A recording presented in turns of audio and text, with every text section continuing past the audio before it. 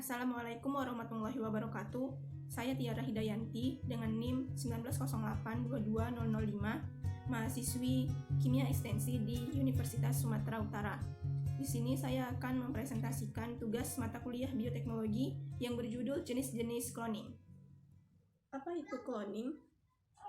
Dalam ilmu biologi, cloning adalah suatu proses untuk menghasilkan populasi dari individu-individu yang memiliki genetik identik yang terjadi di alam ketika organisme tersebut melakukan reproduksi aseksual. Nah, dalam ilmu bioteknologi, cloning adalah suatu cara untuk menggandakan makhluk hidup menggunakan kode DNA makhluk tersebut yang akhirnya memiliki sifat yang sama seperti induknya. Nah, hasil makhluk hidup hasil cloning disebut dengan clone. Apa saja jenis-jenis cloning? Yang pertama itu ada cloning natural. Nah, metode ini digunakan oleh tumbuhan, jamur, bakteri, dan juga makhluk hidup yang dapat mereproduksi sendiri. Contohnya itu kayak tumbuhan pohon hazel, dan pada manusia serta mamalia itu jika memiliki anak yang kembar identik, itu termasuk juga dengan cloning natural. Nah, yang kedua ada cloning molekular. Cloning molekular adalah suatu metode eksperimental dalam ilmu biologi molekular yang digunakan untuk merakit DNA rekombinan dan mengarahkannya ke replikasi dalam organisme inang. Nah, dalam cloning molekular ini dia terdapat dua urutan DNA dari organisme tersebut. Yang pertama adalah spesies yang merupakan sumber DNA yang akan diklon. Nah, yang kedua adalah spesies yang akan menjadi inang hidup untuk DNA rekombinan tersebut. Nah, cloning molekular ini umumnya digunakan untuk bidang biologi dan juga kedokteran modern. Ketiga adalah cloning sel, yaitu dalam kasus ini organisme uniselular seperti bakteri dan ragi. Proses ini sangat sederhana dan pada dasarnya hanya memerlukan inokulasi media yang sesuai. Namun dalam kasus kultur sel dari organisme multiselular, cloning sel ini adalah tugas yang berat karena sel-sel ini tidak akan mudah tumbuh dalam media yang tidak sesuai. Teknik pada cloning sel ini menggunakan teknik cincin cloning. Sel yang telah terpapar oleh agen mutagenik digunakan untuk mendorong pembuatan koloni terisolasi.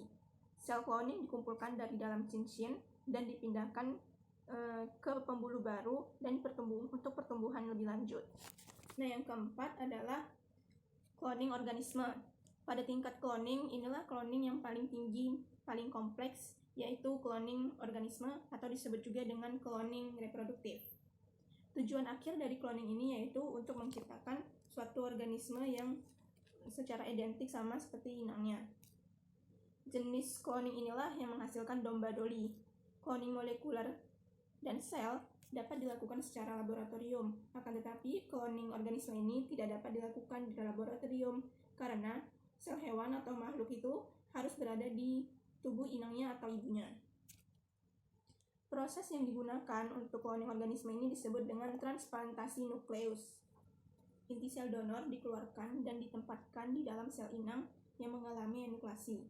Proses ini seringkali menggunakan SCNT atau somatic cell nuclear transfer, di mana cloning ini atau proses ini masih tetap digunakan walaupun relatif lama. Di sini saya akan memberikan contoh cloning hewan, yaitu domba doli. Di sana terdapat 2 ekor domba, di mana salah satu domba diambil sel somatik atau sel tubuhnya, sedangkan domba yang lain diambil sel telur atau ovumnya, yang diambil inti sel dari sel ovum tersebut. Kemudian kedua sel tersebut disatukan dengan cara kejutan listrik sehingga sel ovum terbuka dan kedua sel tersebut menyatu. Lalu diperolehlah sel telur yang berisi inti sel somatik.